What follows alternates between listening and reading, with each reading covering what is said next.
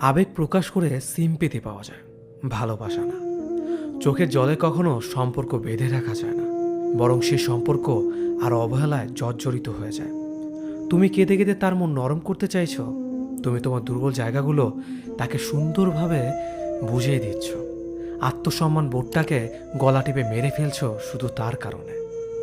তুমি ভাবছো একদিন হয়তো সে তোমার এই বোকা বোকা অনুভূতিগুলো বুঝবে, একদিন হয়তো সে আবারও আগের মতো হয়ে যাবে। তাই তো এত এত অপমানের পরও তুমি তাকেই ফিরে পেতে চাইছো। তোমার এই ভালোবাসাময় ব্যাপারগুলো তার কাছে নিতান্তই সস্তা আবেগ। তুমি যতই না খেয়ে থাকো, যতই হাত কাটো, যতই কেঁদে কেঁদে গাল লাল করে ফেলো, তাতে তার কিছু আসে যায় না।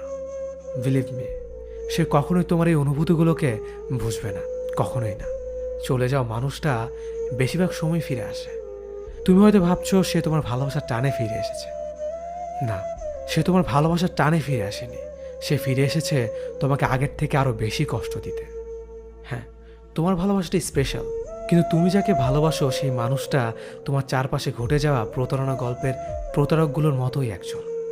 তুমি যত দুর্বল হবে, যত স্যাক্রিফাইস করবে, সে তত তোমাকে অবহেলা করবে। তার দেওয়া প্রতিটা কষ্ট নীরবে মেনে নিয়ে তুমি তার সিম্পেথি পাবে, ভালোবাসা না। 50 বার কল মেসেজ দিয়ে একবার রেসপন্স পাওয়ার পর তুমি খুশিতে লাফাচ্ছ। মনে রেখো, এটা ভালোবাসা না, এটা তোমার অনুভূতি বিনিময়ে পাওয়া ছোট্ট একটা সিম্পেথি। একসময় বারবার চেষ্টা করো, তার সাথে কথা বলতে পারবে না। হঠাৎই হয়তো একদিন বিরক্ত হয়ে সে তোমার নাম্বারটা ব্লক লিস্টে দিয়ে দেবে। তুমি সেদিন চিৎকার করো, কাঁদতে পারবে না, দুমড়ে মুচড়ে ভিতরে ভিতরে শেষ হয়ে যাবে। তাতে তার কিছু আসবে যাবে না।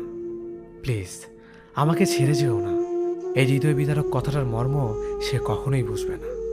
তাই তোমার এই অমূল্য ভালোবাসা, অমূল্য চোখের জল, অমূল্য অনুভূতিগুলো সেখানে প্রকাশ করো যেখানে তুমি গুরুত্ব পাও।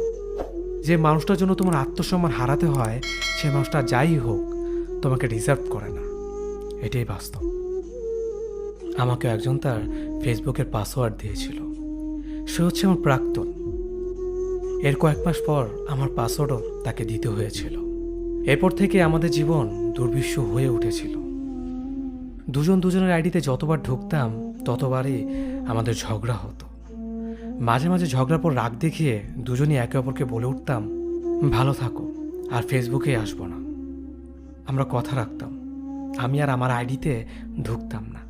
তার আইডিতে ঢুকে চ্যাট মুড অফ করে বসে থাকতাম। সেও তার আইডিতে ঢুকতো না। আমার আইডিতে ঢুকে এভাবেই চুপচাপ করে বসে থাকতো। আপনি যদি ভেবে থাকেন আপনার বউ কিংবা প্রেমিকা দেখতে ক্যাটরিনা কাইফের মতো হবে, তাহলে আপনি কোনোটা পাওয়ার যোগ্য নন। রিয়েল লাইফে মেয়েরা দেখতে নায়িকাদের মতো হয় না। মেয়েদের মুখে ছোট বড় পিম্পল থাকবে, চুল উস্কো শুষ্কো থাকবে, আর তারা সারাদিন নায়িকাদের মতো এত সাজুগুজু করে থাকতে পারবে না। পিম্পল ভরা মুখ নিয়ে যদি আপনার প্রিয় মানুষটা আপনার সাথে দেখা করতে কমফোর্ট ফিল না করে, তবে সরি টু সে, আপনি কোনোভাবেই তার লাইফ পার্টনার হওয়ার যোগ্য নন। চাকচিক্য থেকে ভালোবাসার মরিচিকার পেছনে দৌড়ানো একই কথা। রূপ চিরকাল থাকবে না। আপনার প্রেমিকা যখন আপনার বইয়ে পরিণত হবে, তখন তার সে আগের মতো পরিপাটি থাকার সময় থাকবে না। তখন আপনার নজর গিয়ে যদি পড়ে বাইরের কোনো রূপবতী নারীর দিকে, তাহলে বলতে হয় আপনি মানুষটাকে নয়, তার উপরও সৌন্দর্যকে ভালোবেসেছেন। মনে রাখবেন, চামড়ার সৌন্দর্য আজীবন থাকবে না, কেবল ভালোবাসাটাই টিকে থাকবে। বাইরের সুন্দরী নারীদের দিকে না তাকিয়ে নিজের প্রিয় মানুষটাকে দেখুন। নতুন করে বারবার তার প্রেমে পড়ুন। ভালোবাসুন জীবনের ঠিক শেষ মুহূর্ত পর্যন্ত। সামান্য ভুল বুঝাবুঝি ঝড়ে যে প্রেমের শিকল ছিঁড়ে যায়, সে প্রেম আমার চাই না। আমি চাই প্রচণ্ড ঝড়ের মাঝেও হৃদয়ের ভেতর নরম কাদামাটি আঁকড়ে ধরেই বেঁচে থাকুক ভালোবাসা নামক অদৃশ্য গাছটি।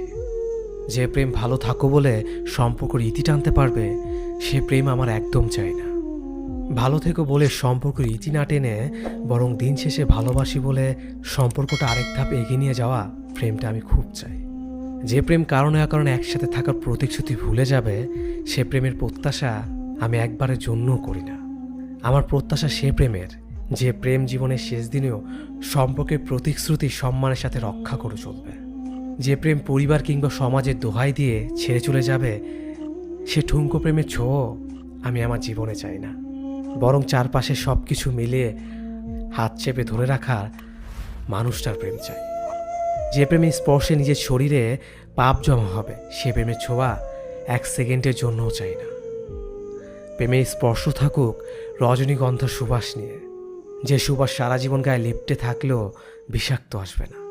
প্রেম চাই সম্মানে, শ্রদ্ধা, যত্নে, ভরসা আর বিশ্বাসে।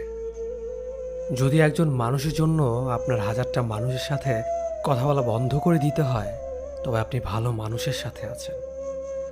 যদি একজন মানুষকে নিয়ে ভাবতে গিয়ে আপনার জন্য যারা হারাম তাদের সাথে কথা বলা বন্ধ করে দিতে হয়, তবে আপনি ভালো মানুষের সাথেই আছেন। যদি একজনের আবদার রাখতে আপনার প্রোফাইল থেকে একটা একটা করে সমস্ত পিক সরিয়ে ফেলতে হয়, তবে আপনি সত্যি ভালো মানুষের সাথেই আছেন। যদি একজন মানুষের নিষেধাজ্ঞা মানতে মাঝরাতে প্রিয় বন্ধু বান্ধবীদের ফোনটা ইগনোর করতে হয়, তবে আপনি ভালো মানুষের সাথে আছেন। যদি একজন মানুষের মন রক্ষা করতে গিয়ে বিশেষ কোনো অনুষ্ঠানে যেতে না পারেন, তবে আপনি একদম ঠিক মানুষের সাথেই আছেন। যদি একজন মানুষের সন্দেহ দূর করতে আপনার ফেসবুকের পাসওয়ার্ড তার সাথে শেয়ার করতে হয়, তবে আমি বলবো আপনি সত্যি ভালো মানুষের সাথে আছেন। যদি একজন মানুষের পছন্দের জন্য আপনাকে পর্দা করতে হয়, তাহলে আলহামদুলিল্লাহ, তাহলে আপনি একজন দিনী মানুষের সাথে আছেন, যে আপনাকে শুধু এই দুনিয়াতে না আখিরাতও ভালো রাখতে চায়। যদি একজন মানুষকে ভালোবেসে আপনি পুরো এই চাকচিক্য দুনিয়াকে ছেড়ে দিয়ে আল্লাহর পথে থাকেন, তবে আমি বলবো আপনি একজন ভালো মানুষের সাথেই আছেন, যার মাধ্যমে আপনি হেদায়েতের পথে এগোচ্ছেন। স্বয়ং স্রষ্টার পাঠানো সে, যে আপনাকে সত্যি ভালোবাসবে, সে আপনাকে এভাবেই আগলে রাখবে। আপনার সব ভুলকে ভালো করে দিয়েই সে ভালোবাসবে। সে আপনাকে এভাবেই সন্দেহ করবে, কারণ যেন আপনাকে না হারাতে হয়, কিন্তু ছেড়ে যাবে না কখনো আপনি ভুল পথে আছেন বলে। ভালোবাসা মানে ছেড়ে যাওয়া না, ভালোবাসা মানে প্রাপ্তি। আপনি যাকে ভালোবাসবেন তাকে কখনো হারাতে চান না, কষ্ট করে পেতে চান, এটাই ভালোবাসা। তবে আমি নিশ্চিত যে আপনি সঠিক মানুষের সাথে আছেন, যে আপনাকে ভালোবাসে বলেই সে আপনাকে শাসন করে রাখে, চাই আপনারা ভালো থাকেন একসাথে সারা জীবন। সে এর জন্যই আপনাকে আগলে রাখে সব খারাপ থেকে, যেন তার ভালোবাসার মানুষটিকে একজন নেককার সহধর্মিণী হিসেবে পায়। যারা যারা এমন মানুষ পেয়েছেন জীবনে, তাদের বলবো রত্নগুলো হারাবেন না, আফসোসের সীমা থাকবে না, তাহলে নয়তো অন্যদের মতো ঘুমড়ে ঘুমড়ে মরতে হবে। বিচ্ছেদের আজ 6 বছর 2300 দিন পূর্ণ হলো। আজও তোমার প্রভাবটা থেকেই গেছে। চাইলে হয়তো পারতাম, কিন্তু এতটাই তোমাকে ভালোবেসেছিলাম যে অন্য কাউকে ভালোবাসার সাহস হয়নি। যদি সেও তোমার মতো দুমড়ে মুচড়ে দেয়, সেই ভয়ে। তোমার কাছে 2টো প্রশ্ন ছিল আমার। ভালো আছো তুমি? তোমার নতুন ঘরটায় কি খুব বেশি আলো? নতুন মানুষটাকে আমার চাইতে বেশি ভালো? আজ আগস্টের 2 তারিখ, মনে আছে এই দিনের কথা? এই দিনটাতেই তো আমার কলিজার ছুরি চালিয়ে চলে গিয়েছিল তুমি। আজ খুব ইচ্ছে করছে তোমায় নিয়ে একটু কাব্য করি। যদি কলিজাটা ছিঁড়ে দেখাতে পারতাম কি পরিমাণ হচ্ছে রক্তক্ষরণ, বাঁচতিস কি ভালো আমায়, করতিস কি তোর বুকটায় ধারণ। এটা তোমার কাছে খোলা চিঠি আমার, অনুভবে পড়ে নিও আমার ভালো না থাকার কারণগুলো। জানি চাইলেই তুমি আজকের ফিরে আসবে না, চাইলেই আমাদের সম্পর্কটা আর আগের মতো হবে না, কিন্তু আমি তোমাকে ভালোবেসে যাব মরার আগ পর্যন্ত। ভালো তো একজনকেই বাসা যায়। আমি সবার মতো বলবো না তুমি যেখানেই থাকো ভালো থাকো, আমি শুধু বলবো যে মানুষটার সাথে আছো তাকে আমার মতো কষ্ট দিও না। আমি হয়তো সহ্য করতে পেরেছি, অন্য কেউ সহ্য করতে পারবে না।